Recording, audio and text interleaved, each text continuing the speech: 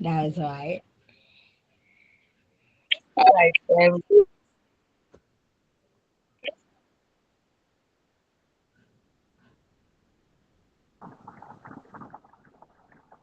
Hello, mom. Please, did As you that, hear me? yeah, I overheard you. I said thank you. All right. All right. So, um, the earlier years put together under and the earlier years are referred to as dark ages because um, this is a period that literature or literary development um, was usually based on oral literature. And so we can say that it was a period characterized by limited education, lack or insufficient written records, and political instability, as well as economic decline. Though some researchers or critics have their own reservations about the description given to the Dark Ages. I'm repeating what I said. It is referred to Dark Ages because um, this is the period of literary development where written literature was scarce, meaning that people mostly relied on oral literature. Again, the period was characterized by limited education, lack or insufficient written records, political instability, and economic decline. And as I said, some critics have their own reservations about the description given. So, can you come out with the period Madam, slated? madam, Yes. sorry. Madam, please come again with the explanation. Aside that, um, the period is referred to as Dark Ages because this is the period of literary development where written literature was scarce. So, meaning the people mostly depended or relied on oral literature. Again, the period was characterized by limited education, lack of written documents, political instability, and economic decline. And my next question to the class is I want you to come out with the period slated for the Dark Ages. That's when does it start and when does it end? Can you help us out to track the Dark Ages? Can you give us the period that it starts? Remember, I said that the Middle Ages, as we have indicated earlier, or the medieval period, is divided into two. So we are now talking about the Dark Ages. And I want to find out from the class whether someone can help us with the period that it started and then it ended. All right, so okay. Kwenu, Esther, your hand is up. Go ahead. Um, hello, Yes, hello. Esther, go ahead. Esther, go ahead. Uh-huh. Okay. I think the period started from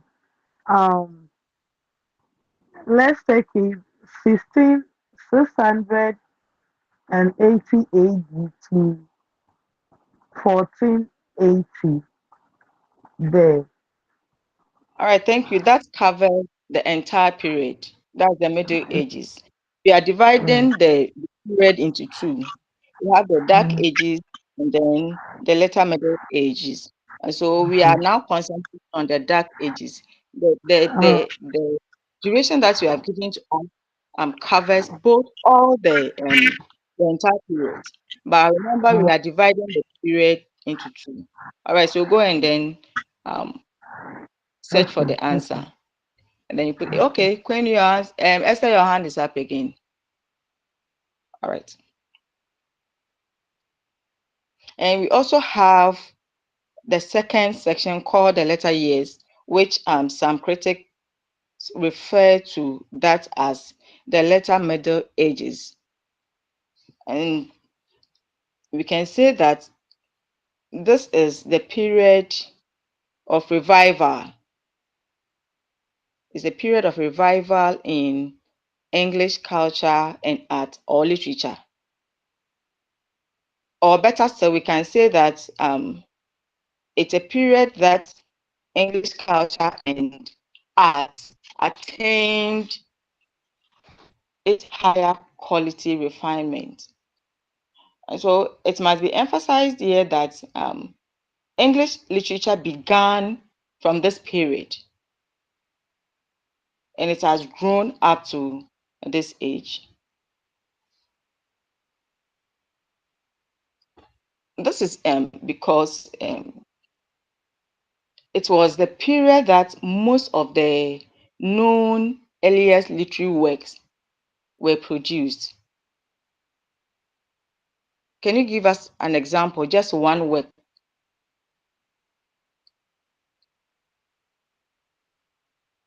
Any example from the class? Just one.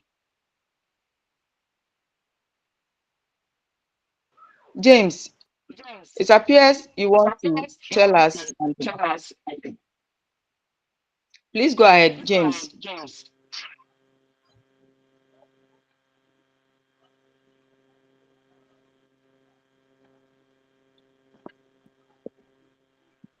All right, Boachi. Madam, please, I'm confused Why are you confused? because uh, you said in the Middle Ages it is divided into two parts, and the first part is called the Dark Ages, and the other one. So I'm Which, with my which is model. called, So when I go, which is, when I'm going through the model, but I don't see what you are presenting there. listen, we have the Middle Age. Please go back and read the model again. We have the period is divided into two. Have you seen? We have the Middle Ages, as we are talking about, is a period that is divided into two. We have the Dark Ages, and this one covers the earlier years. And then we have the later years or the latter years, which also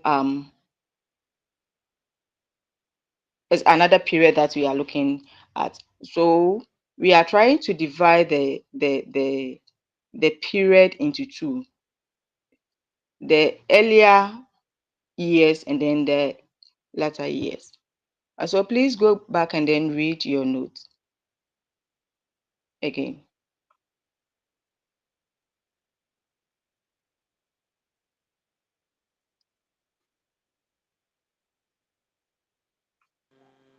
Yes, a hand was up. I asked a question.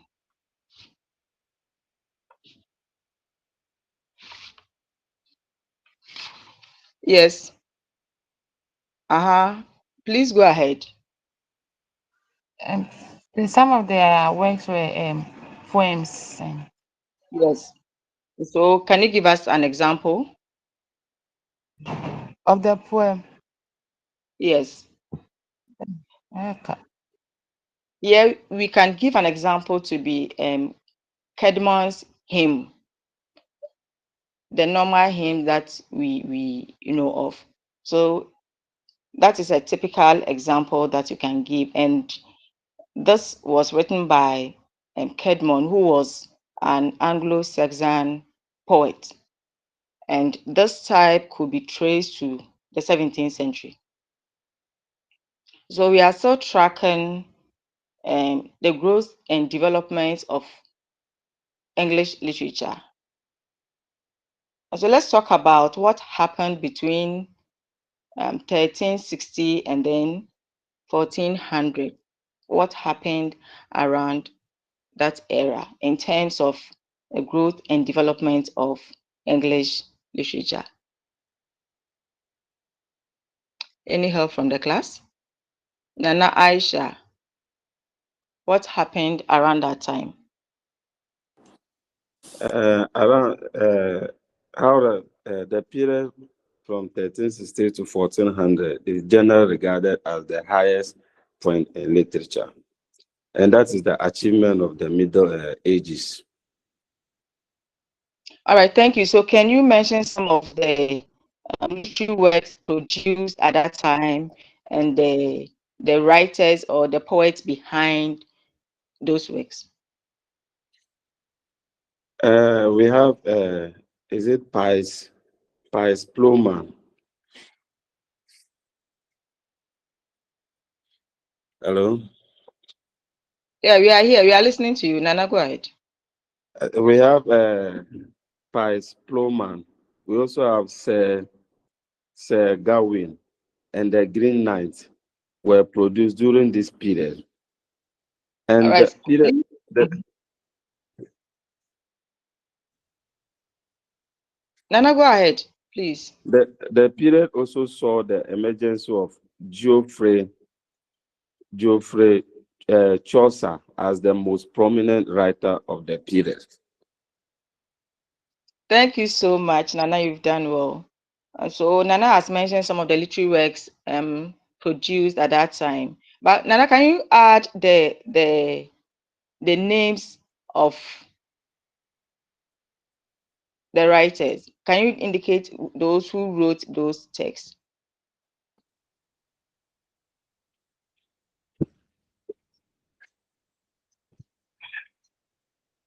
Madam, I'm still looking at it too. All right. Thank you so much. So that was the period that Chaucer, that's Geoffrey Chaucer, emerged as a literary giant. And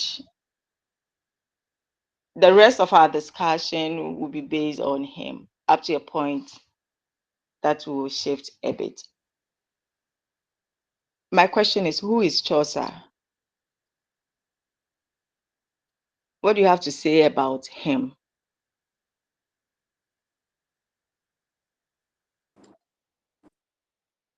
He was born. Nana, He was let um another person contribute. okay. Please, if you are here and you want to contribute, raise your hand. Your queen, your hand is up. All right. Queen, please go ahead. The little I understand about him is that though the according to what I read, they don't actually know the date he was born, but he died uh, at the age of 50 years old when he was under 50 years old or so. And through his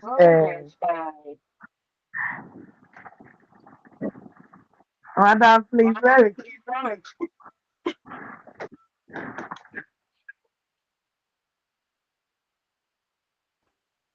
Ibrahim, please continue. Rashid, mute your microphone. Yes, Ibrahim.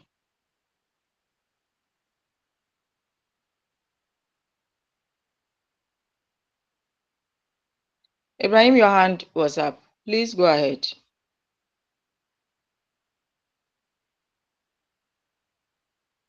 Is it Vanessa? It Vanessa, you is phrase, yeah. Please, the name the, again. the actual name is Vida, but that is my Zoom name, Vas. Okay, Vida, go ahead with your submission. Ibrahim is speaking now. We can't hear you. I'm saying, Uh-huh. Okay. So, Vida, please wait. Allow him to finish before you come in. Yeah, I'm saying he was born around 1343 and died in 1400. And he is also called the father of English literature. He wrote in Middle English, which helped make English popular instead of Latin or French. And his most famous work is the Canterbury Tales. That's what I can say about him for now. All right. Thank And you. he also helped shape modern English literature. Vida, please continue with your submission. Please, what I was saying about him was he was born to a king known as Edward, King Edward the Third, and then he was a royal appointee of several positions, which includes the native Kent country of in England. Thank you. Yes, Vida, let me correct something. He was of noble birth, Okay. like uh, though he was associated with royals at that time.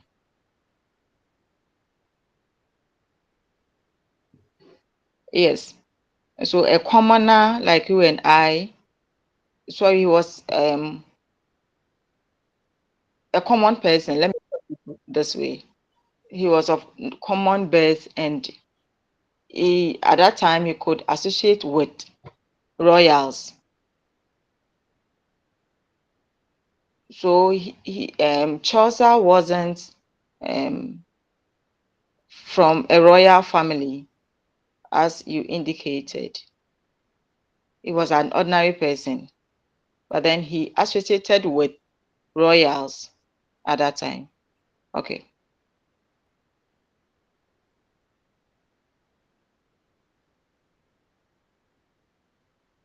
Is it Yakubu?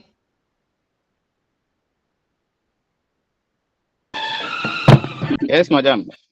Please go ahead. To add to what my colleagues contributed, other major works of Geoffrey Chaucer was the books of the Duchess and the Legend of Good Woman. But the Canterbury Tale was the greatest work of his time. That is what I have to add. Thank you. Any other submission before we move on? Shaibu, Shaibu, do you have something to say before we continue with the discussion? Oh, madam, I'm done for now. All right, Shaibu, Please, can I add a little to it? go ahead. Doris, Dora, go All ahead. right. Um, as you said, he was associated with royals, and you know, associating yourself with royals comes with its own responsibilities. And with all these, his busy schedules, he was able to combine both his duties as um, being associated with the royals and then writing his own literature works. Thank you. All right, so he was a writer. Thank you. We have added to that. Any other? Shaibu, do you want to say something? We are tracking the history of Chaucer. No, please. All right. Tap in.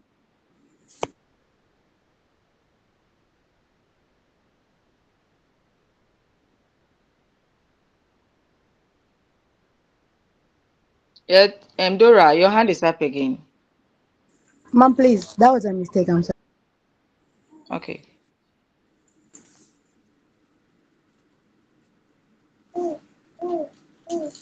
He had some work to his credit, but the one that made him popular was the Canterbury Tales that we are going to discuss this morning.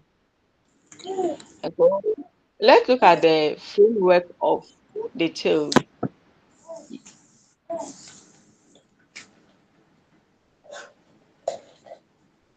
And so, if you are looking at the framework, it means that we are going to um, consider or discuss how the tales are organized.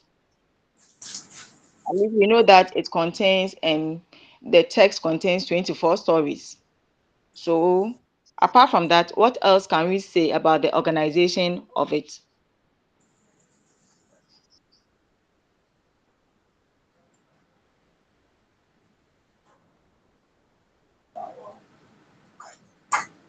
Yes, Shaibu, Shaibu, Shaibu, go ahead. Oh,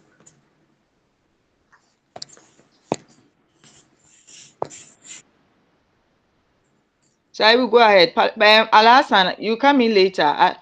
Shaibu's hand was up. All right, Okay, madam. Alhassan. Okay, madam. All right. Good morning. So we said the Canterbury Tales is divided into two parts, and we have the general prologue, which serves as the introduction to the tale. The prologue Chaucer himself, one of the pilgrimage, explain how the idea comes into the group staying at inn. So that's the first part.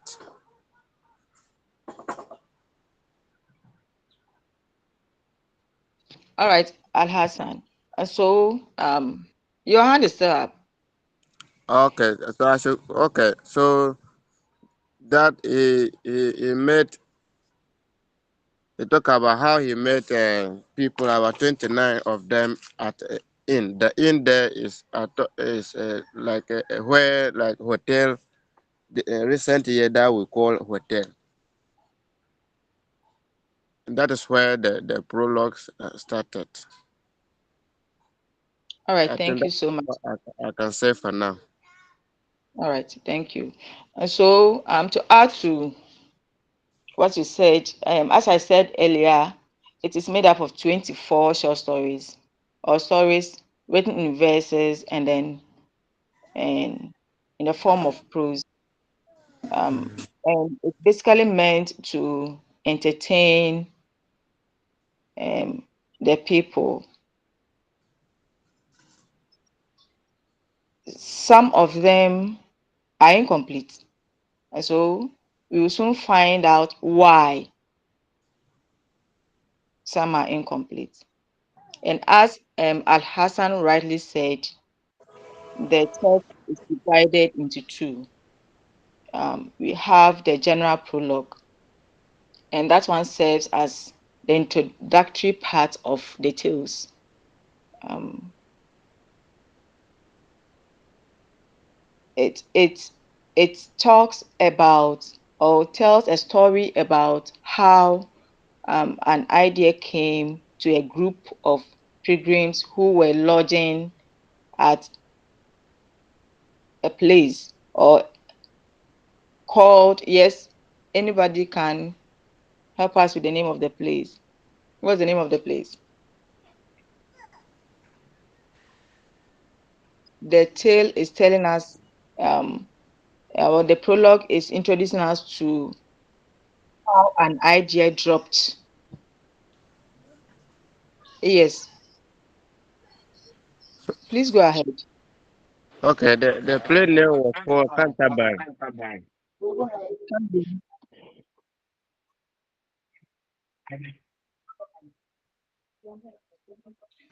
All right, so the group um resided at the Tabard Inn in London. And so this particular group that we are talking about, which Chaucer was a member, was traveling to Canterbury to visit a shrine. And what's the name of the shrine? What's the name of the shrine?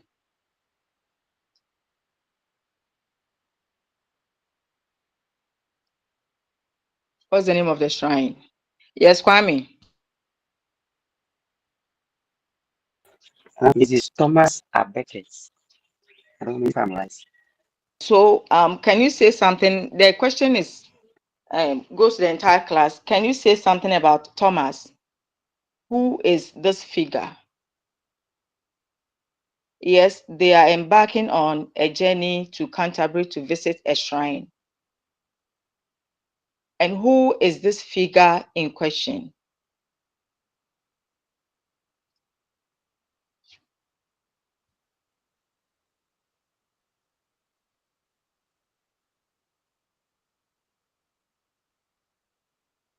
All right, so any submission?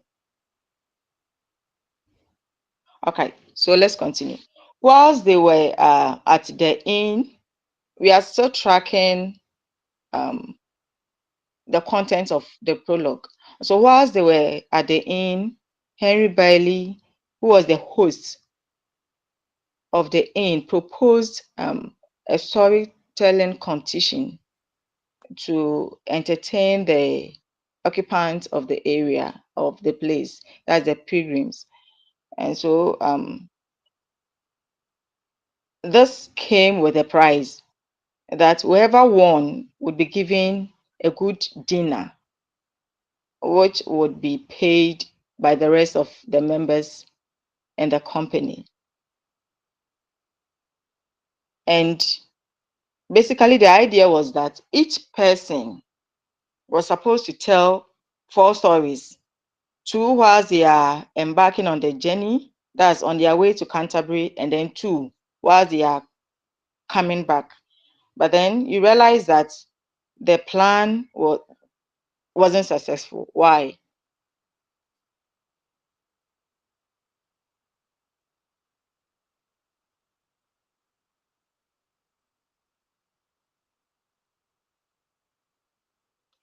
Like the host couldn't go by his plan. And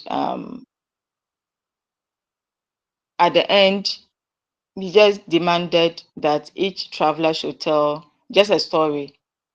And even with this one, he couldn't go by it. So at the end, we can count 20 complete and then 4 incomplete stories. And as a result of this happened as a result of the interruption that took place.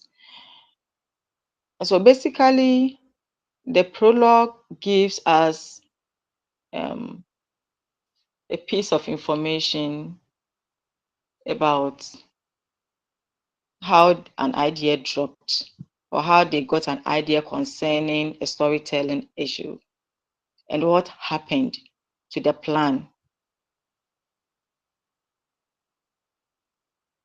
They couldn't produce the required number of texts that they wanted to for a number of reasons. Can you come out with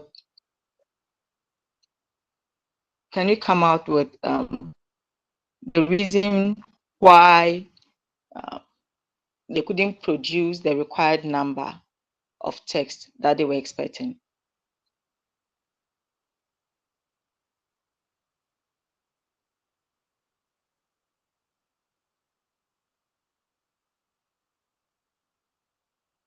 All right. So, Dora, please summarize what we have discussed as far as the prologue is concerned.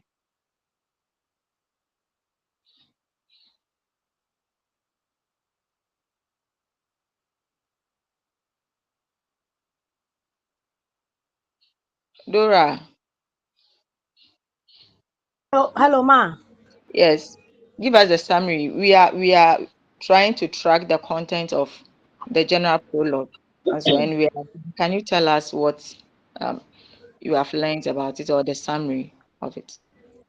Okay, ma. Please, I I heard that he said um Chaucer was going to a shrine with somebody called Thomas,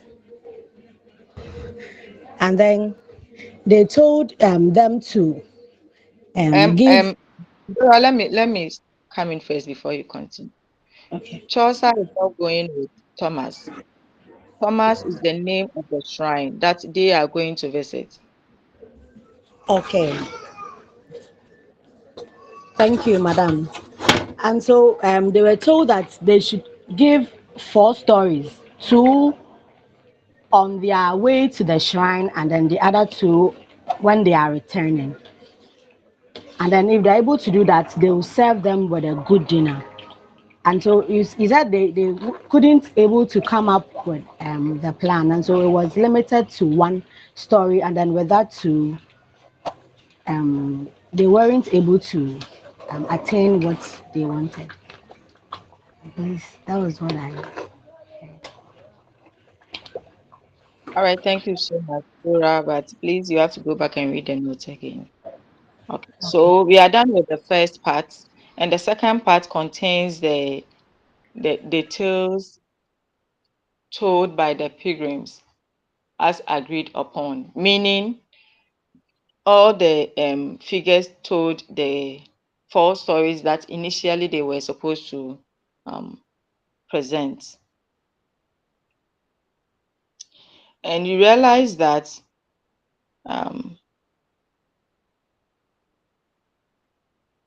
the pilgrims' tales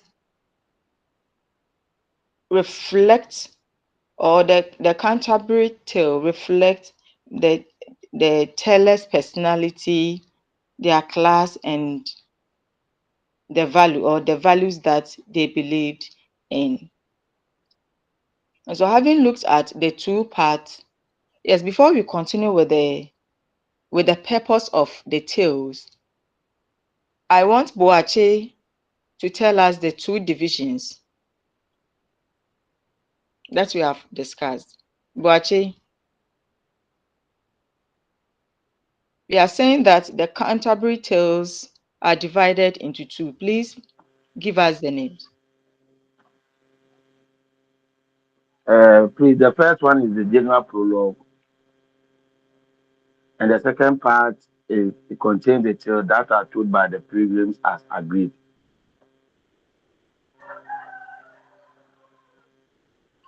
All right, thank you so much. Boachi, can you tell us the purpose of the tales? The purpose of the tales.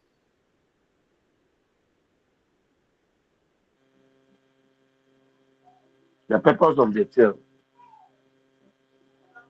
is to give the first purpose is to give his readers vivid ideas about the life and manners of the 14th century in England.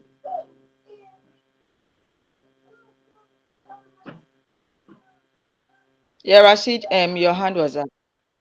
Is it Yakubu? Your hand was up. Michael, you have raised your hand. Please wait for Yeah, it was also to speak to the character of every pilgrim that was to embark on a pilgrimage.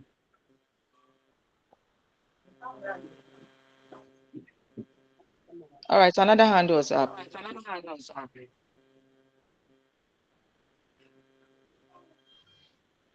Okay, Boachi. Madam, another purpose is that the tale also provides deep insight into the manners, attitude, and behavior of both the high and low in choosers' time. All right, thank you so much for the various submissions. And so we are going to look at the tales. Ibrahim and Nana, Yeah, please. yeah. I wanted to add some to the points. Yeah. The reason for the Canterbury Tale is also to teach moral lessons and also to criticize society because Chaucer exposed corruption and hypocrisy, especially among church officials and upper class. Thank you. Right, so we have the prologue in front of us that we are going to consider. Shaibu, please off your microphone and then your video. Okay. We are going to consider the prologue. We have it in front of us. And I want us to look at the prologue from this angle. We are grouping them. So from line 1 up to line 11, we are putting 1 to 11 together, and then 13 will stand out, then 14 to 19. I hope you are paying attention to what I'm saying. 1 to 11, 13 will also stand out, and then 14 to 19, then 20 downwards. So we are grouping the prologue so that you can have an effective discussion concerning the content of it. So from 1 up to 11, from 1 up to 11, what Madam, is the please, message? Please come again. please, my hand was up. Please, I'm asking, Concerning, yes, what you are saying, please, is it are we looking at the Middle English? Is that where you are? we are looking at the prologue, and then do you have the prologue? We have the prologue in the Middle English and then one in Modern English. So we are just Okay. dividing. Yes, I'm giving you the the division so that we can track the issues raised in the various parts for our discussions. And so I said that line from 1 to 11, and then 13 will stand out. Then line 14 to line 19, then 20 downwards. And so if you look at 1 to Hello, mommy. 11, Please, I also raised my hands. please come again. Please, I said I raised my hands. You said we should consider line 1 to 11, and then 13 will 1 stand to, out. So my question is, what wait. happened to the line 12? Oh, okay, sorry. So 1 to 12, 1 to Oh, 12, and then 13, and we have 14 to 19, and then 20 downwards. all right. Uh-huh. So 1 to 11, what can you see over there? The writer is trying to project something to us.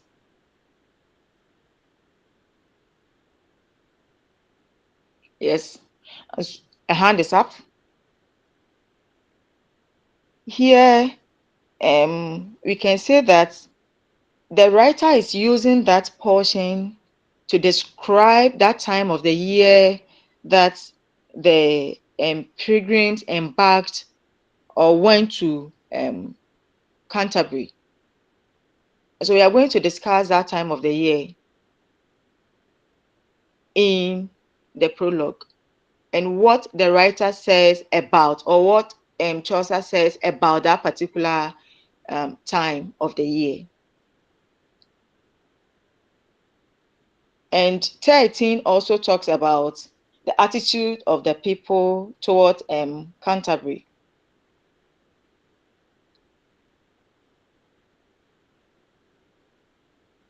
So, and 14 to 19, the specific destination, and then why behind the journey. So 13 to 14, 14 to 19 would give us the specific destination and the why behind the journey. And 20 downwards,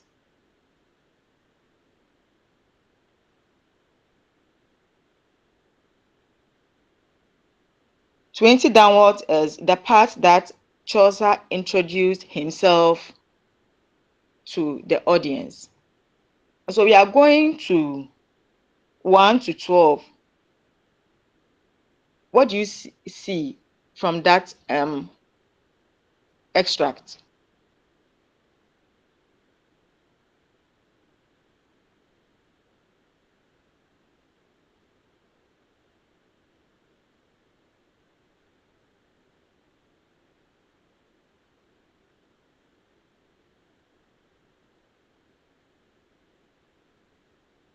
All right, Kwame. So, Madam, I realized that uh, Chaucer describes the season where the people at that time it was Please, favorable please, for them to. please start. I couldn't get the first part of the submission. Please start for us. Okay, okay, Madam. So I said that Chaucer tried to describe when pilgrims uh, saw it befitting to undertake those pilgrimages. We have seasons. We have the spring, we have the autumn, we have the winter and those things. So he describes the season as a favorable for undertaking such pilgrimage. And so you realize that in place of birds, he even used fowls when things are beginning to grow, when we are waiting the summer um, kind of the hopes. Like it's not in the rainy season where you'll be disturbed by the rains, but then you can trek or even journey for long hours for the bright sun. And so I think he was trying to describe the actual season that was favorable to undertake such pilgrimage. But what was the actual season? Mention it. The name is there. April, I think in the month of April. Remember, they have two seasons. The name has been given. Madam, is it the Zephyrus? Yes, Mavis. Okay, Kwame, let's allow Mavis to come in. Mavis, Madam, that's the springtime. so much. So why that period and not any other period? Mavis, can you tell us why that particular period and not any other period? Um, Madam, I'll come again. I'll go and come back again.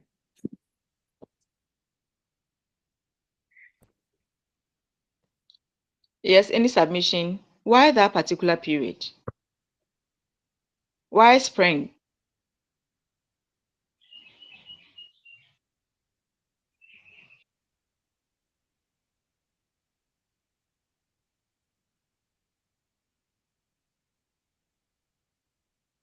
Yes, Fojo, please tell us something.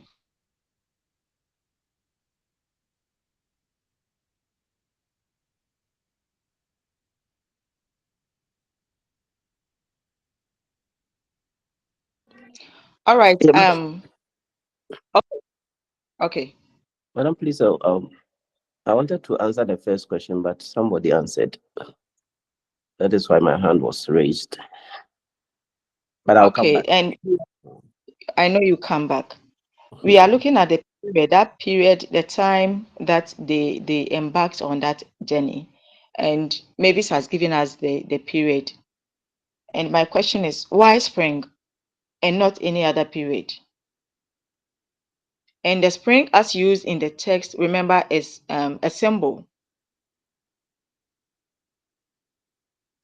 It's a symbol. It represents what?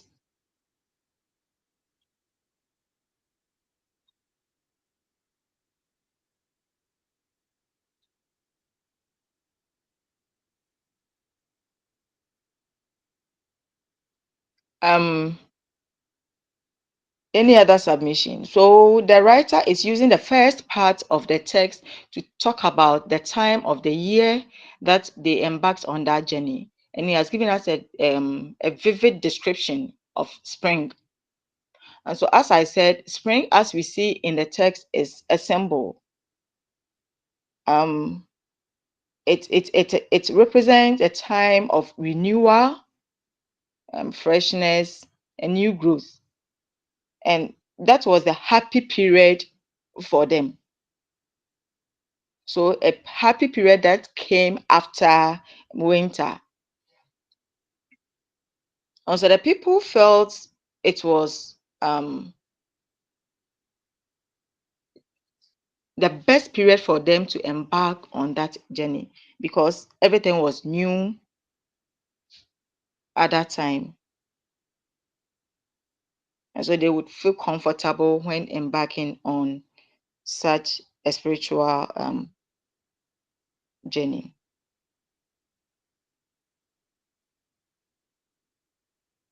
Then we are going to the next section. The question is, why did they embark on that journey? For what?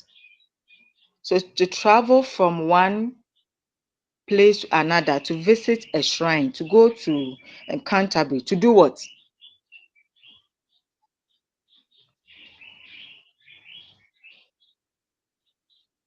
Why were they visiting the shrine?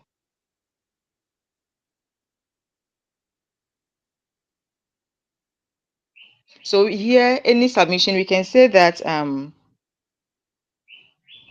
they visited the shrine. Oh, okay. Yakubu.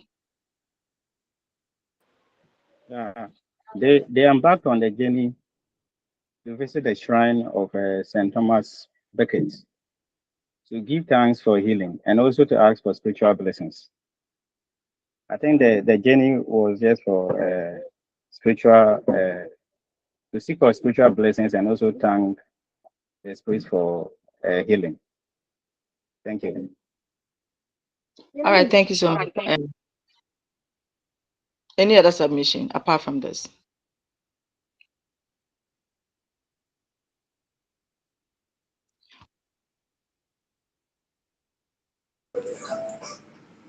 Let's look at line 13 only. Line 13 only. Before we go to another add-up. oh, Hello, yes, Yakubu. Shaibu. Okay, Shaib, go ahead. Yeah. Another reason was to seek spiritual blessings and forgiveness of sins. Yes, thank you. They have said it already. Thank you for that. And it was also a time of renewal of faith. Okay. Yes, so we can add those two. Now let's go to the last part. I said if you look at line 13 briefly, but we are going to the line 20 downwards.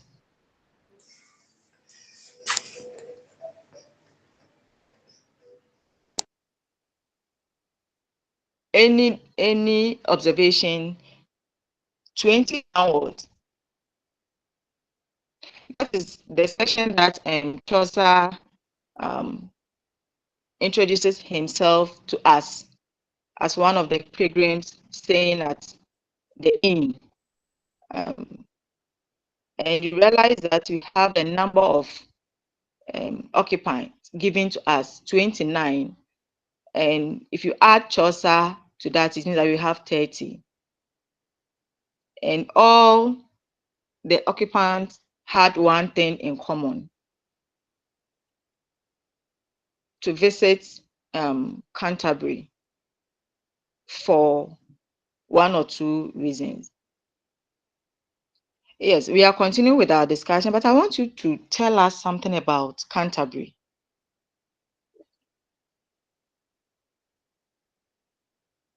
Can you give description about the place? Yeah, you can say that Canterbury is a sacred place where people traveled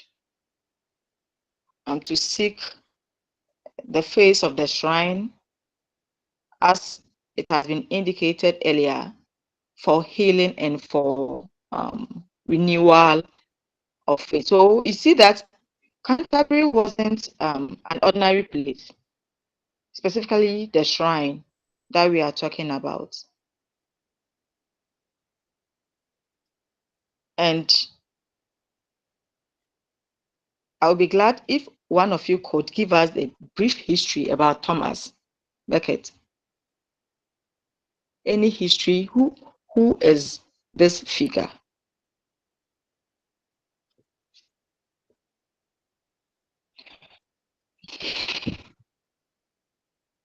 we want to know him more. Okay, so we can say that Thomas was at that time an Archbishop of Canterbury. That's in the 20th century, and he was a figure. That's when he was alive. The figure was able to confront um, King Henry II to defend the rights of the church at that time.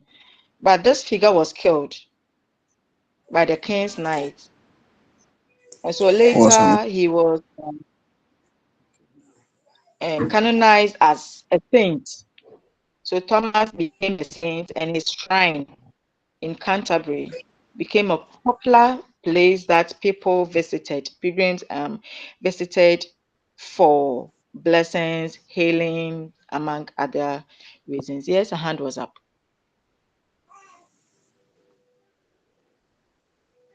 And I'm taking you back to the first division. You realize that Chaucer has mentioned a name. One name is there of a Greek god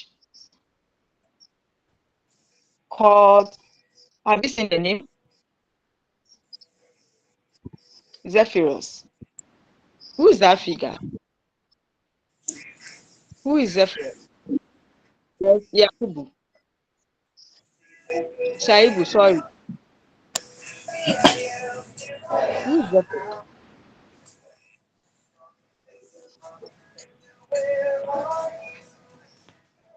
Who is Zephyrus? Yes, Shaibu, your hand is up. Okay.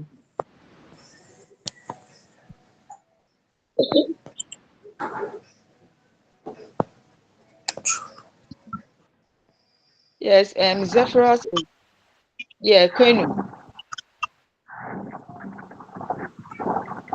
And Zephyrus is the gods of the west in uh, associated with the Greek mythology. So Zephyrus is a god. Yeah, we know that is a god. Um, in literature, his name often suggests rebel. Or please check. Yakubu, Yakubu, please mute your microphone for us. So whenever his name is mentioned, it suggests rebirth, warmth, or softness. So remember, he is a Greek god of Yes, the wind. So yes. not an ordinary person that we are talking about here. Okay.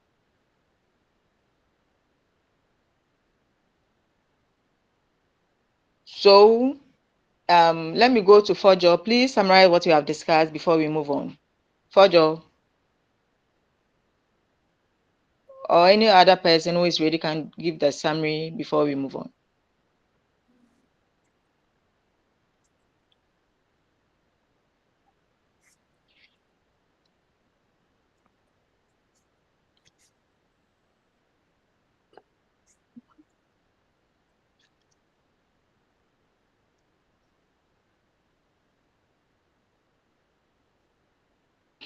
Okay, so we are James. Please, you want to?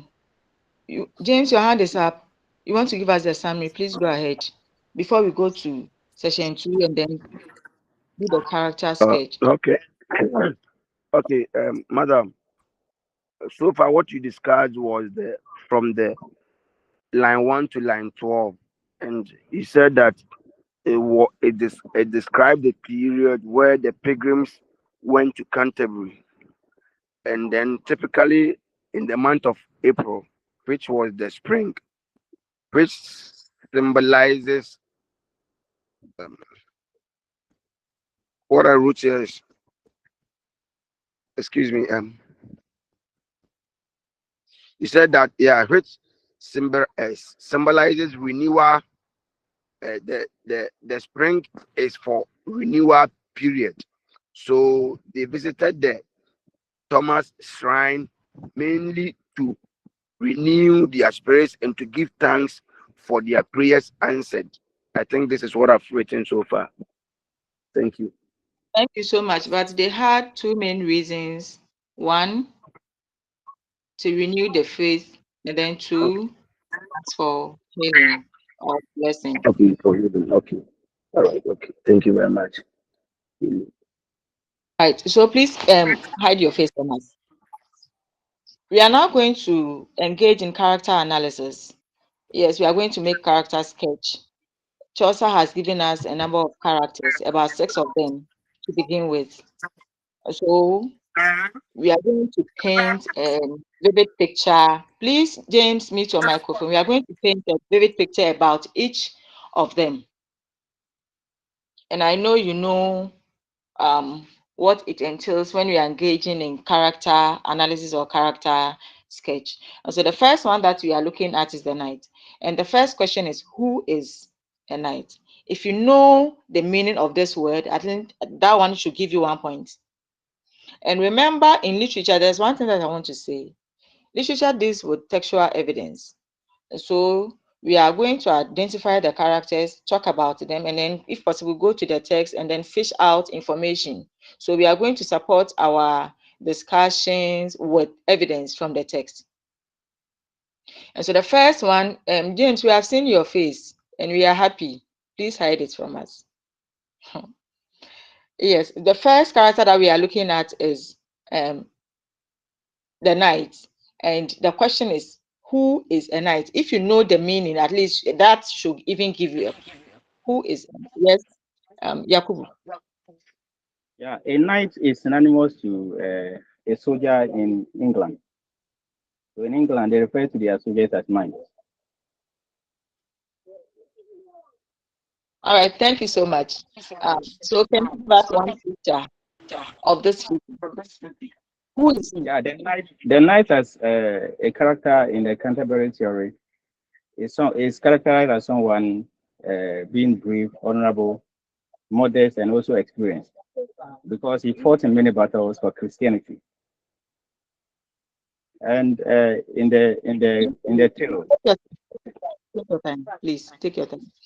We are looking at examples from the text, and you've given us several points here. So let's take the point one by one. At least we are able to get 3 or 4. We'll be okay, and then move on to another character. So the first thing that we are talking about is what? I couldn't hear you, Is a madam. what? I said that we are making a character sketch. Okay. So we are taking the point one here. We are saying that this figure was a trained warrior at that time, an experienced one, of course. Very good. Yeah. Rashid, an experienced said. So any evidence from the text to tell us that yes, he was indeed a warrior and an experienced one. Madam, please, sorry for interrupting. Madam, Yes, go Madam, ahead. please, sorry for Yes. interruption. There is echo in your speech, so please, if you can do something. Rashid, please off your microphone. Okay. Thank you so much. I'm saying that we are making a character analysis, and Chaucer has given us the first set. We are looking at 6 over here. And the first one that we are discussing is the knight. And according to your submission, this figure was a trained warrior and an experienced one, of course. And I'm saying, yes, what you are saying is true. But take us to the text. Is there any living example, any textual evidence to tell us that he was indeed a trained warrior, or better still, a warrior? Because in literature, we are dealing with examples.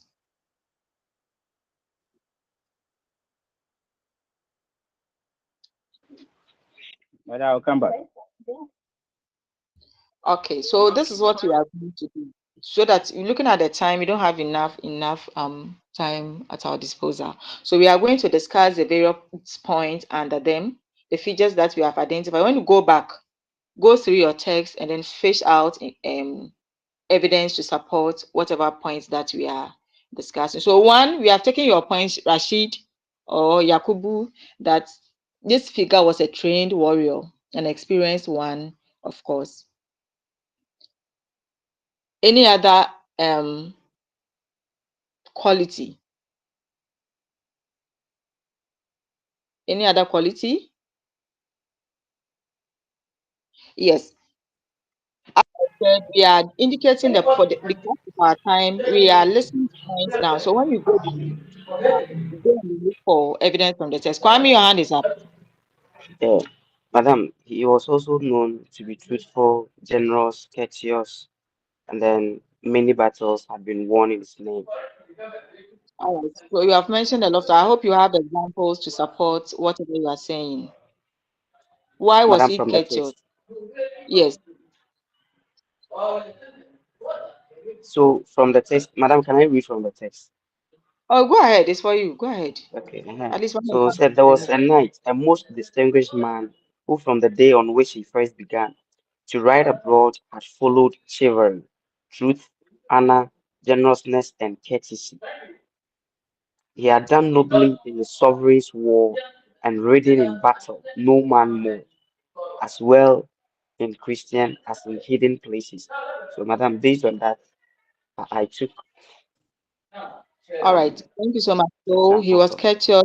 And why are you saying that? Because though this figure was highly respected and occupied a higher position in the society, um, he didn't boast of any of them. He performed his duty um, with humility.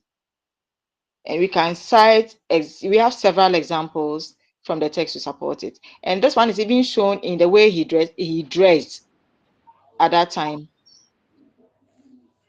Okay. Hello, mom. Please, sorry for the interruption. Please, can the guy who read, can he tell me the page, the exact page he read from? Honestly, it seems I'm lost.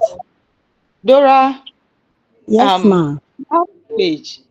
What I'm trying to say here is that we have all. That's why I said you should read the text before joining us. We have all read the text, and we are trying to fish out issues.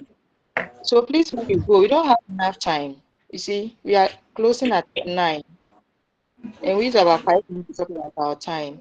So he has given us some few points. He was courteous, he was humble, he was a good warrior and an experienced one, of course. So please, when you go back and visit, you contact me.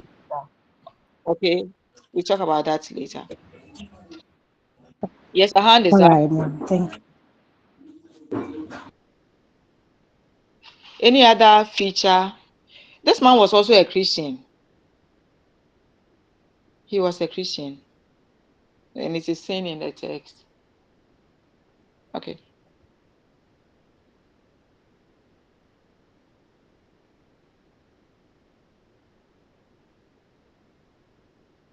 Let's talk about another character, Squire.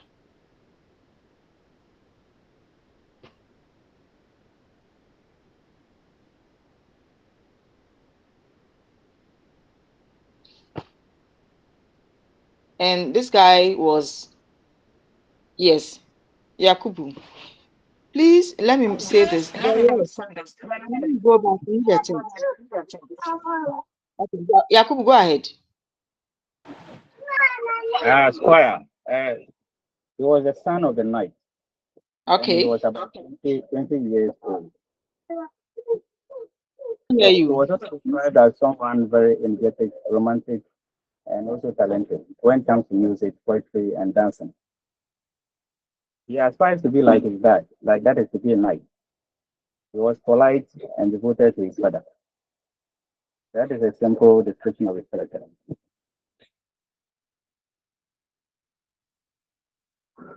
Thank you. All right. So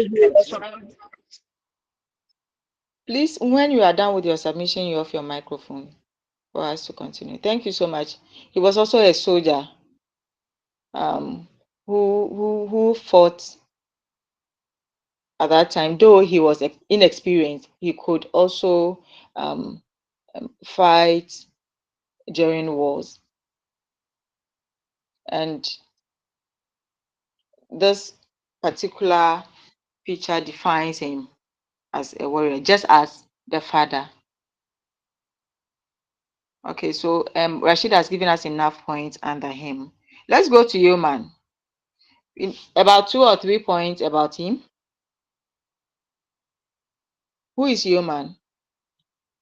Yeah, Kwame. So, madam, the human was like the bodyguard of Mhm. the knight. And then apart from that, he was also a forester, Okay, protecting the forest from poachers. okay. So and then being the traveling companion of and the servant of the knight, um, he was there to attend to him whenever the knight and his son needed help. And you can see that in lines 1 and then 2. As a forester, this is evident in the way he dresses. So the dressing should even tell you something about him. Okay.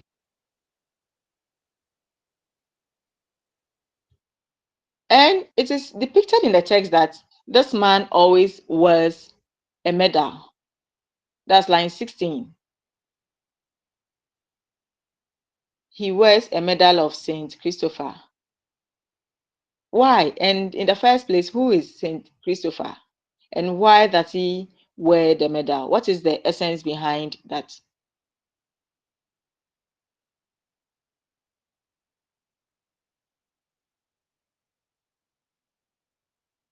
Okay, so Saint Christopher here is described as um, a patron saint or a saint of travelers.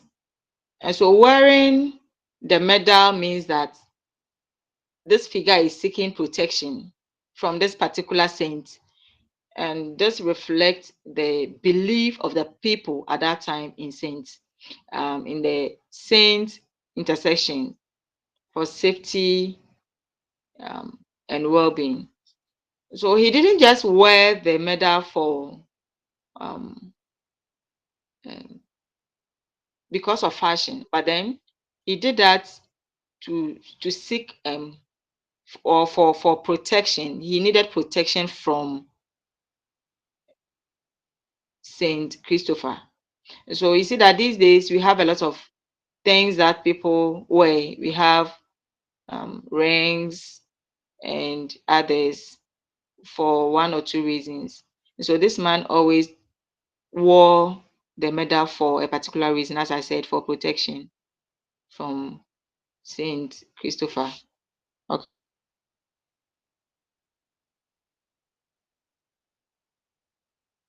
Let's talk about the nun. Who is a nun? And let's look at how she has been projected. Abu, please hide your face. We have seen your nice face. Please hide it. Um, who is a nun in this place? And then let's look at how this figure has been projected in the text. Who is a nun? We are looking at a general definition. Yes, Esther.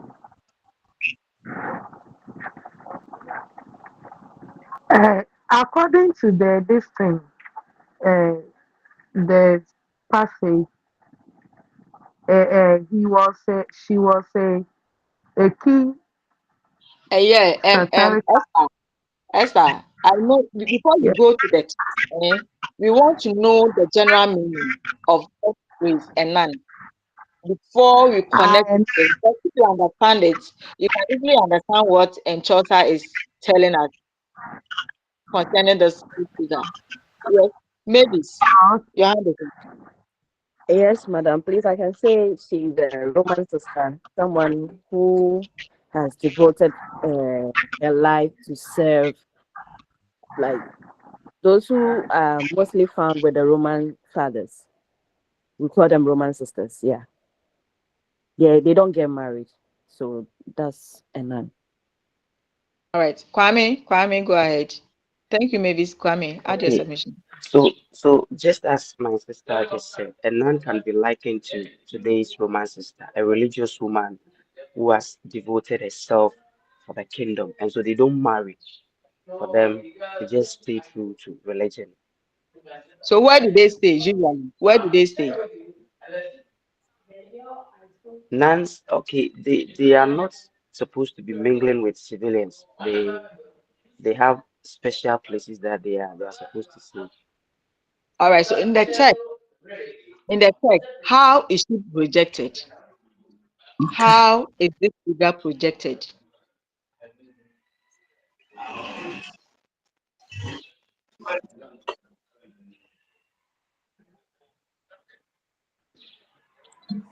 So, Madam, can I continue?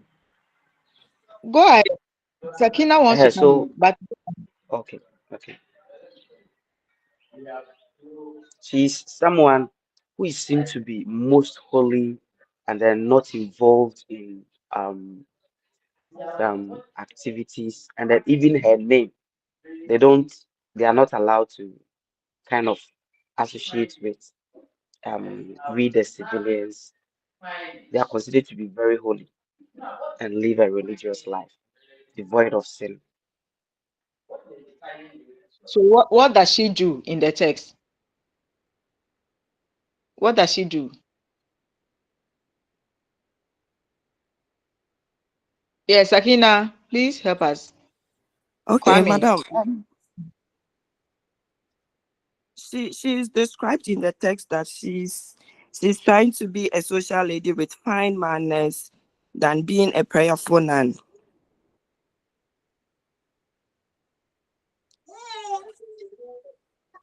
All right. Any other description? Any other description? Esther, your hand is up.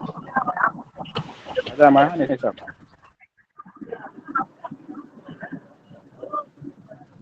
Okay, Rich. Let's allow Esther to come in. Please go What we ahead with the say, subject.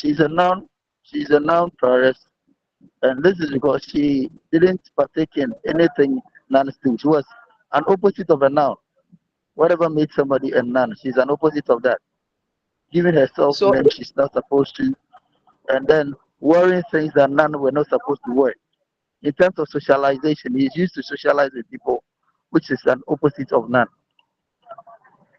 Thank you. all right. So, why has Chaucer portrayed her like that? Why? What is the essence behind that? Because we are talking about Because she was a spiritual figure doing what um or engaging in activities that we don't expect her to um do. So why is Chaucer portraying her in this way?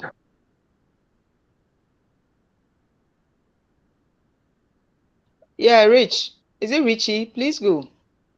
We are still listening to you. Your hand is up. Why is she projected?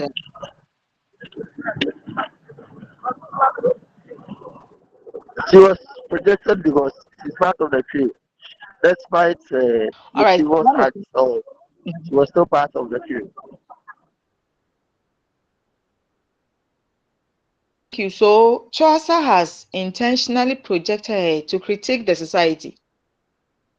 So he's just satirizing religious figures who focus more on worldly things, manner or manners and style, more than focusing on their religious activities.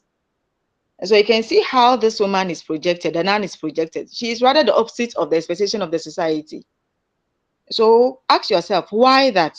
When we have people in the society who behave like that, so Chaucer has painted her this way to criticize the society, to retake what some religious leaders do,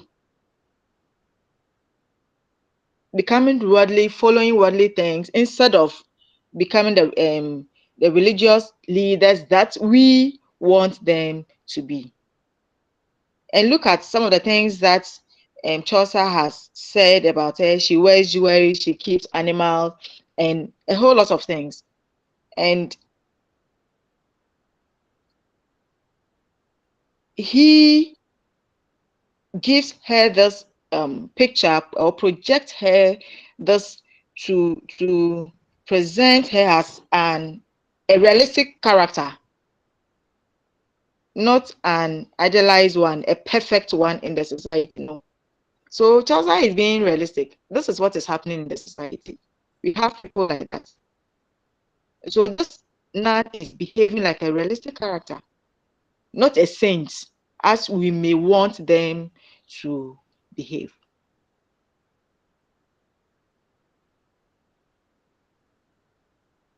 Yes, there's another question for you. Why is she the only one captured? Because when you read the text, you realize that we have a lot of figures that Chaucer kept quiet over them. But why is this particular figure?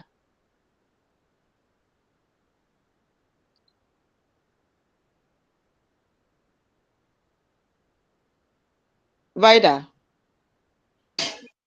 Yes, please. I would say that she has taken, let's say, position of a religious person. So, as a religious person, there are certain traits or characters that is expected of her, which um wasn't found in her. I think that's why. Thank you. Okay, thank you. So it's the same answer that thank you for the submission. So as I said earlier, she has been projected as a character out of the religious figures and to represent the religious figures, other religious figures whose behaviors contradict the expectations of the society. So Chaucer is using it to satirize such figures who are socially conscious more than being religious. So she is a source of satire to ridicule the society in order to correct the follies. Now let's look at the monk. Anything to say about this figure? Yes, Boachi. Please, madam, Yes. does the nun has a real name? Can we know the The real name name is of there. the nun? Please, have you read the Huh? text? The name, have you read the text? No. Okay, please go and read. You see, Yeah, um, yes, I've seen The the monk, name. okay. the love of pleasure I've is. I've We seen we are on, I've please, seen the name. please. Okay, so go back and read it again. We are on the next character, that's the monk. Any who is um a monk and Madam, a how, hand. please, I'm coming. And how is he projected in the text? And what is Papa trying to do with this projection? Yes, Shaibu. Yeah, madam, what I just have to say is that he was a lover of pleasure. And there is a statement in the text that shows this thing, that he was a lord full fat and in good point. And this means that this shows the monk enjoys comfort and luxury instead of strict religious life. So just as we explain the concept none, I want the explanation of this, the word, and then we connect it to the behavior of this figure in the text. Who is a monk? Yes. Yes, Shaibu. Um,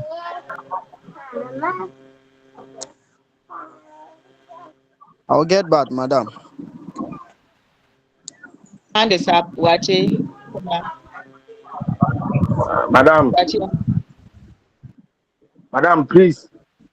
The monk is a member of a monastic order. And he's supposed to live a life of prayer, humility, and study. So do we see that in the text? Do we see that in the text? Do we see this project? Does he behave like that? I, and I made a research. No, no, listen. I'm not saying that what you are saying is wrong. We are just connecting your submission to the content of the text. Have you seen? Um, you have explained the concept to us, and then we are connecting their behavior, whether the behavior, whatever he's doing in the text, is the same as the explanation given. Is he, yes, a hand? He's going contrary to the expectation of the society, just as the nun. And we have several things that he does. And so um, we can also say that Chaucer is using him to criticize the follies of religious people. Yes, a hand on that.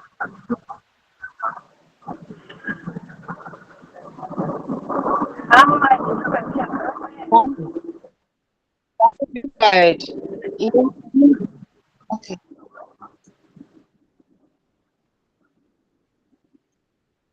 Please, with the question that you were asking, I was relating. Okay. If you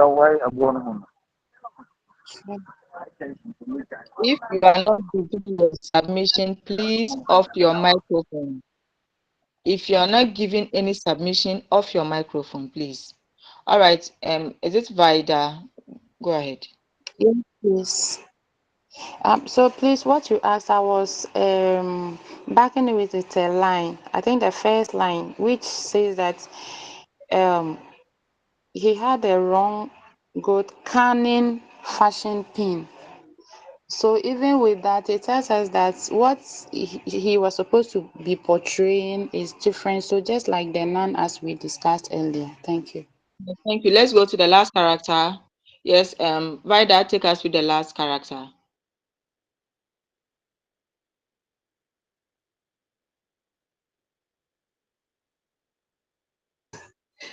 This is fairy or I don't know. Freer. Hmm.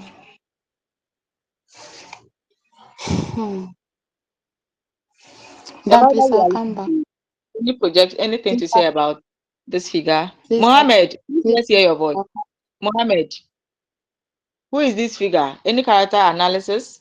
Have you seen something about this figure that you want to share with the class? Mohammed, Kwame, let allow Mohammed to finish and then you come in, please. Mohammed, Mohammed, he's not around. All right, Kwame, please go ahead. So, Madam, the friar is also part of the religious sect, but then he was also somebody opposite of the things that he was supposed to do. So, just as the meaning of the name friar or friar, a limiter, it was limited to certain areas, but then it was different. He knew every corner, and then he's also portrayed as someone who is promiscuous, a womanizer, moving here and there and doing things that he's not supposed to do.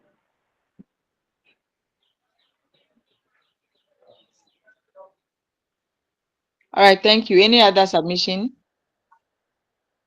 Any other submission?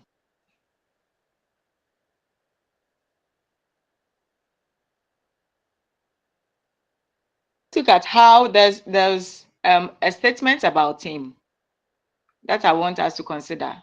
I'm going back to the text. A minute.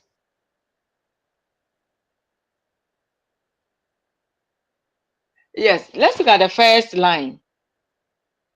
Richie, please read the first line concerning this figure to us. The first line. Richie? Madam, I'm reading.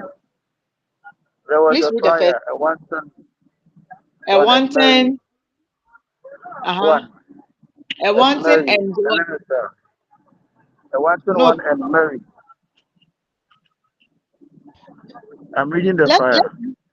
let yes, let's consider this expression sentence about him. A wanton, merry, and a festive fellow. Can you deduce anything out of that? Not the question is for the class, or not Richard, please. We are all thinking about this statement. Yes. Can you deduce something out of this expression?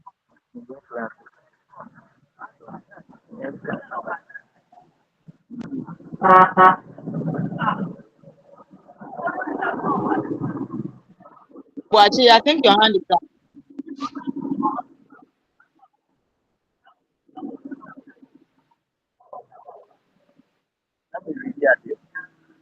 Boachi, please go ahead.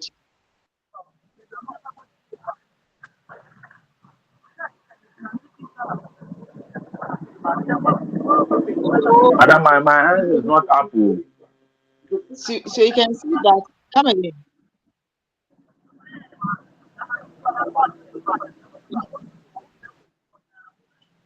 Uh, We have um negative connotations about this figure, interpretations. The description given here is not pleasant at all. When we say Yes, it's not pleasant somebody at is all. wanton, it means the He person cannot be greedy. controlled. Please come again. When we say a person is wanton, it means he does what he likes and he cannot be controlled. So I say it's wanton, merry, and festive fellow.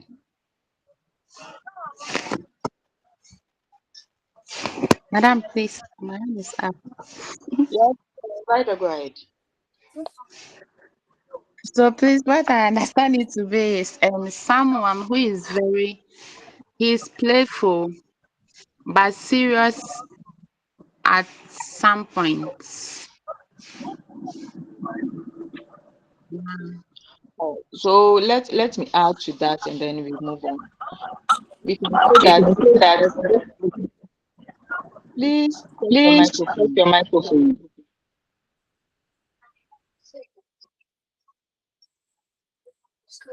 If you consider lines 9, 10, and 12, you realize that this one is a he always visits a public place uh, to have fun. And so he socializes a lot.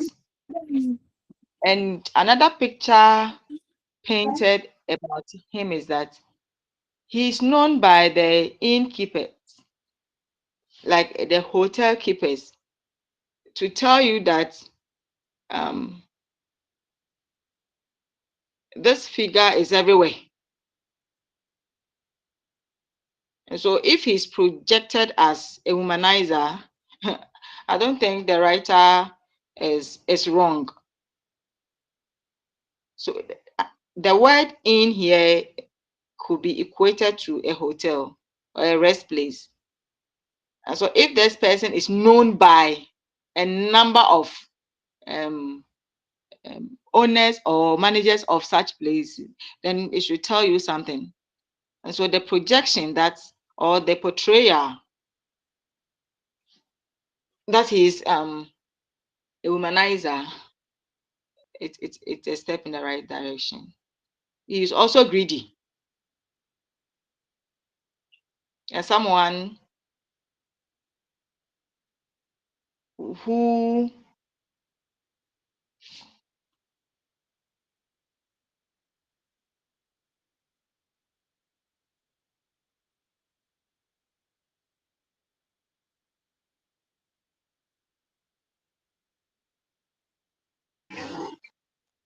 Madam, please, we can't hear you. oh sorry, let's continue.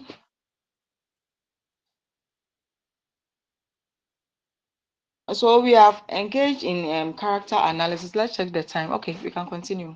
You have a few minutes to.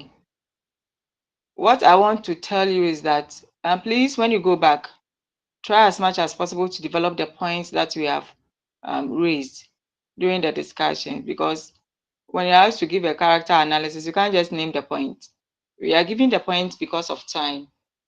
Now we have another set. We are going to session 3. We have another set of characters to consider. The first one is the merchant. So this time round, I'm going to share the work. Some people are not talking. I'm sharing the work so that we can finish within the, you are left with some few minutes, 17 minutes, so that we can finish within the 17 minutes and think about when to meet again for our subsequent discussions. So we have the merchant taken by any volunteer.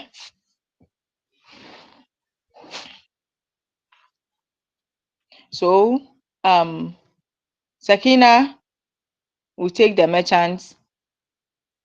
Point 2 by Kwame. Let me check my list.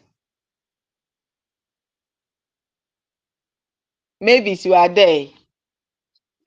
Maybe please take point 3 for us.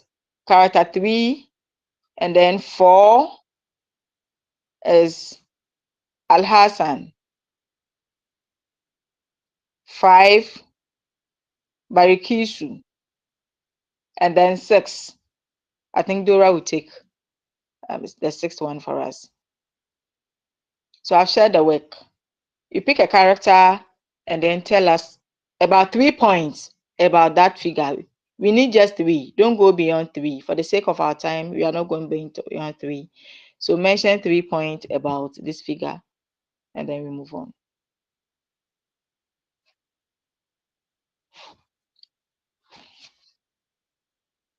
So we are starting with the merchant.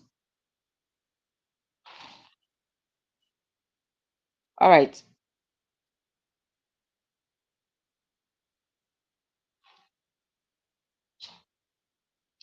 I've given the work out. Dora, Mavis, Barkisu,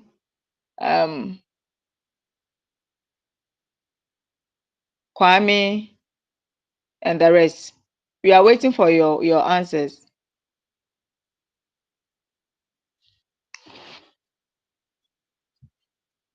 All right, Kwame and Yakubu.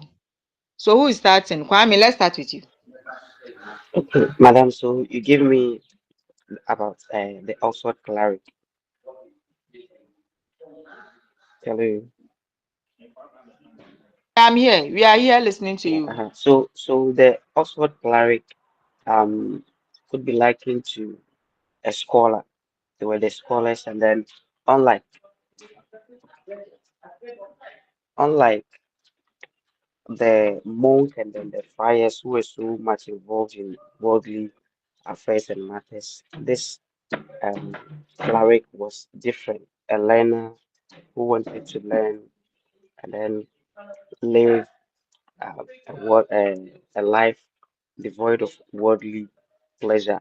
He was also a person who wanted to help the poor. He wanted to live a morally upright life. So even with his dressing, he wasn't uh, much interested in being nice or dressing nice to please people, but then to learn and keep his um, life morally upright. All right, thank That's you, what I can Kwame. say. So as a philosopher, he read a lot of books. He read different kinds of books that you have said. But there's one thing that you can also say about him. This figure is not self-sufficient, and that he's depending on his friends for survival. Yes, he wants to learn. He's knowledgeable, reading a lot, and look at how he packs books by his bed. But he doesn't have enough.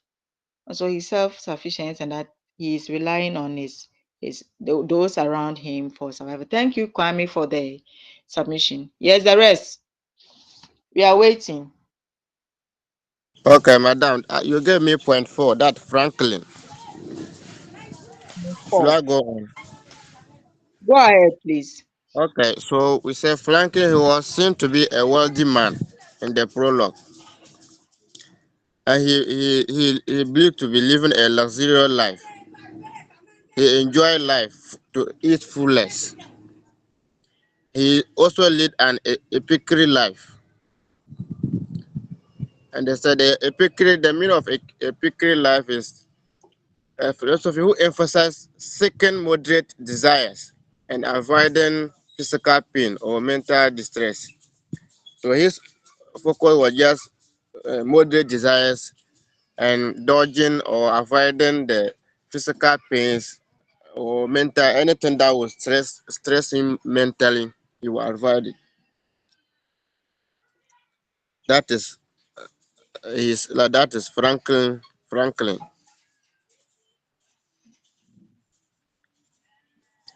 Yes, Alasan, do Yes, you have any Alasan, extra do you have any point? Hello, madam. Yes, Alasan, do you have any point, any excerpt from the text to support your point? Yes. So when you look at the point, you said the impression we get from the Franklin in the prologue is that of a wealthy man who believes in living a luxury and enjoying life to the full. He lead an Epicure lifestyle. That is in the text. All right, thank you, Alasan. Any other submission? Some hands were up, and I can't see them again. Whoever is ready can come in. Coming. Okay, madam, thank you very much. Madam, thank you very much. Please, I want to talk Please, on I want to the talk on please,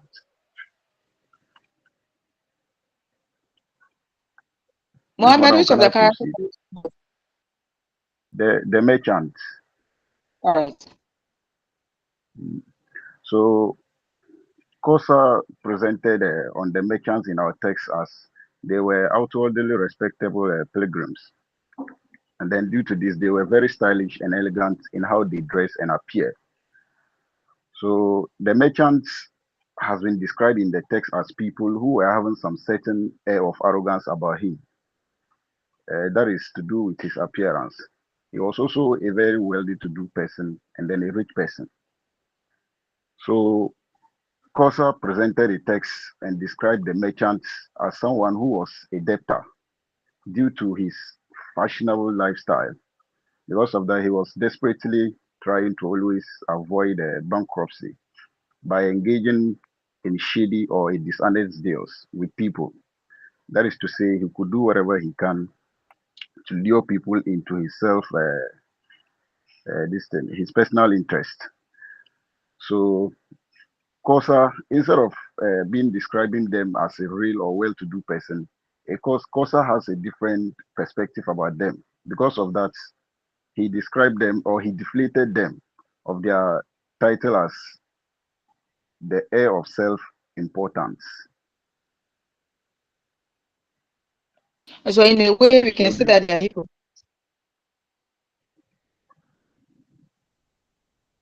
I'm just adding to your submission, Mohammed, that in a way we can say that they are this figure is a hypocrite. But don't go back.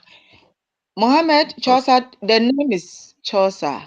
Chaucer describes yeah. him as a crook. Why is he saying that? He says someone is a crook. What does it mean?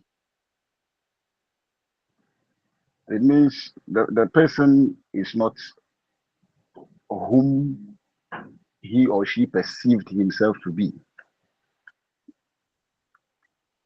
And so what does he do? Yes, what does he do? Kwame and He others want to come in. So Mohammed, you can relax for the rest to help you. Kwame, your okay. hand was up. So, madam, he's a trickster. Because of his debts, he could, maneuver ways to deceive people in order to get a lot of money to cover his debts. Also, we have discussed point two, point four, point one. We are left with three. Yes, where are the Hello, ma. yeah. Please, Dora. Which one are you talking- You gave me the cook. All right. Um, and with the cook, it can be found in the last four lines of the prologue.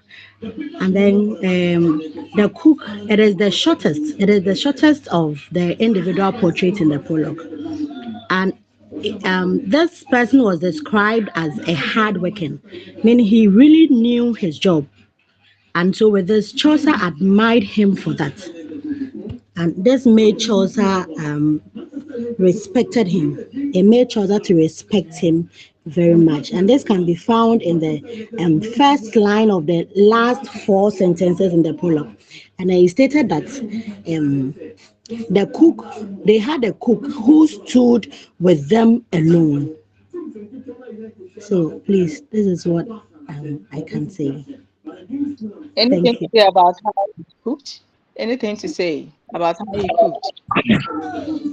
For the last time. Yes, he said that they had a cook with them who stood alone for boiling chicken with a marrow bone, sharp flavoring powder, and a spice for savour. Look at the last line. It tells you Okay. something. He Uh-huh. could distinguish London ale by flavour. About him, about the cook. Please come again. We are looking at that question. Can you say something about it in connection to the speaker that we are talking about, the cook? Is that in connection with? I said we are looking at that construction, that sentence alone. We talked about Okay. the figure in question. So how do you understand it? Can you deduce something out of the sentence to describe it? It means that he was like he cooked really well, and so if you taste his meal, meaning the London, they had some specific flavor. They had a way of flavoring their meals, and so this cook knew how to nail it when it comes to cooking. And so if you taste his meal, definitely going to testify that this is a London meal. Thank you. Landing meal. All right. The rest, we are waiting for you. Madam, please, mine was the guild members. Please go ahead. The guild members Maybe. were, hello? Please, can you Please hear go me? ahead. Yeah, we can hear you. Go ahead. Ambarikis, mine was the guild members. They were presented in the text as traders. We have the haberdasher, the dyer, the carpenter, the weaver, and the carpet maker. They said they were traders and they were very good looking. They were also respectful. Yeah. Why is it that Chaucer has put them together instead of discussing them one by one? And here we are talking about one, two, three, four, five characters put together under an umbrella name. Why? What is the essence behind that? Chelsea put them together, the five of them together as one because they were all traders and they were presenting a very similar character. They said they all dressed well and they were also respectful.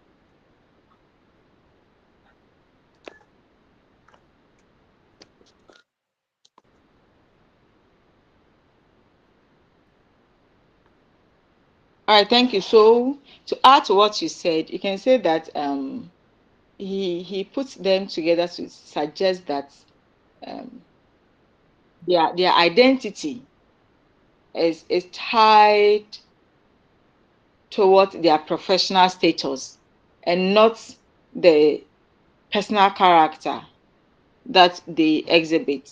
They are looking at the the kind of work that they are into.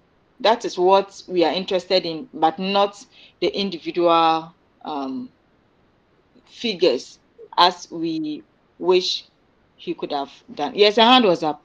Madam, please, sorry, I didn't hear that question. I said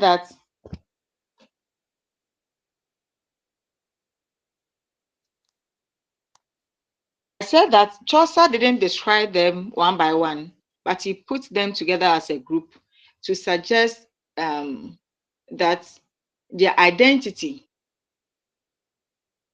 is tied to their professional status, but not their personal character or personal behaviors. We are not interested in the individual behaviors. We are looking at their profession, what the group does, but not the individuals in the group. In the group, sorry. Are you okay now? Yes, Yes, please, madam. thank you. Thank you. Welcome. We have 1 minute. And do you have another lesson? Yes, please, we have. So we are supposed to meet again. I'll meet you on the page. When are you Madam, ending your lecture today? madam, madam, Please, when are you ending your please, I lecture want. today? Please, 6 p.m. Very good. So I'll meet you at 6 p.m. for us to take a decision on when to meet again and what to do. Okay. So go for the next lecture. I'll meet you at after 6 o'clock for us to take it. We must meet again, not once, not twice. If you want to cover everything before you write your quiz, I'm going to sacrifice. You must also sacrifice. So enjoy the rest of the day.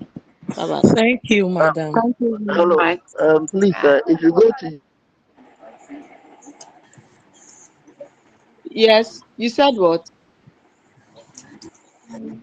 you, And I'm in trouble.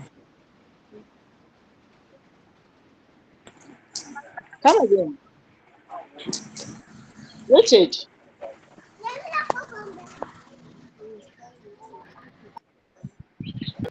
Richard, you were making a submission. I don't know if I will leave the page.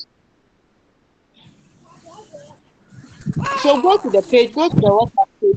Put your submission there. We shall meet after 6 and take a decision on what to do again. All right. Have a blessed day. Bye bye. Hello. Bye. Right. Uh-huh. So please, a little contribution as she's going to sacrifice. Let us also make it a date for her. Thank you so much. Okay, but let's make it 7. Oh, Come again. hello. 7. Ah, I want to speak on Madam Love. It's after 6. Some people will still be moving to their places, their homes. So I don't know whether we can make it. Tell I her that think maybe. for that, yes, he says we are going to just fix a date. We are going to just fix time, day and time. That, So I don't that, think it's a big deal. You that's can join wherever you are. okay. That's just going there. Okay, then let's go. No problem. But today, 6 o'clock going. those are cool. Yeah, yeah, Mhm. take your time, Razak. Why? Hello, Hello. Mohammed. You Oh, said Mohammed, what? you said what? I said you should I take said you time, should take man. Why? time, man. So, Okay. You. Razin, the meeting Log should out be and go home. go away. Uh, My husband, prepare and come to class. Charlie, I want bath. I'll come. Okay. okay. Then we shall meet.